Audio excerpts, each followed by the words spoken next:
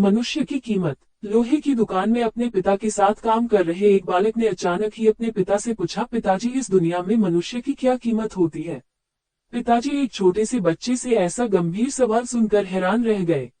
फिर वे बोले, बेटे एक मनुष्य की कीमत आंकना बहुत मुश्किल है, वो तो अनमोल है। बालक, क्या सभी उतना ही कीमती और महत्वपूर्ण है। पिताजी, हाँ बेटे। बालक कुछ समझा नहीं, उसने फिर सवाल किया, तो फिर इस दुनिया में कोई गरीब तो कोई अमीर क्यों है। किसी की कम रिस्पेक्ट तो किसी की ज्यादा क्यों होती है। सवाल सुनकर पिताजी कुछ देर तक शांत रहे और फिर बालक से स्टोर रूम में पड़ा एक लोहे का रॉड लाने को कहा। रॉड लाते ही पिताजी ने पूछा, इसकी क्या कीमत होगी।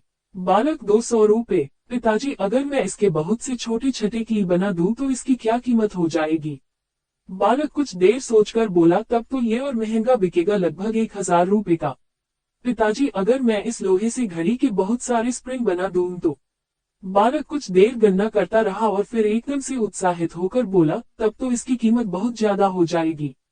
फिर पिताजी उसे समझाते हुए बोले, ठीक इसी तरह मनुष्य की कीमत इसमें नहीं है कि अभी वो क्या है, बल्कि इसमें है कि वो अपने आप को क्या बना सकता है।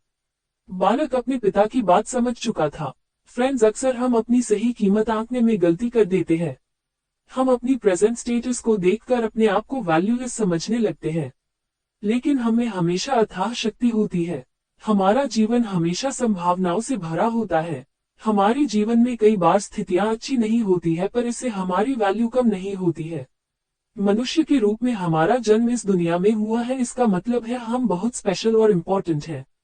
हमें हमेशा अपने आप को इम्प्रूव करते रहना चाहिए और अपनी सही कीमत प्राप्त करने की दिशा में बढ़ते रहना चाहिए।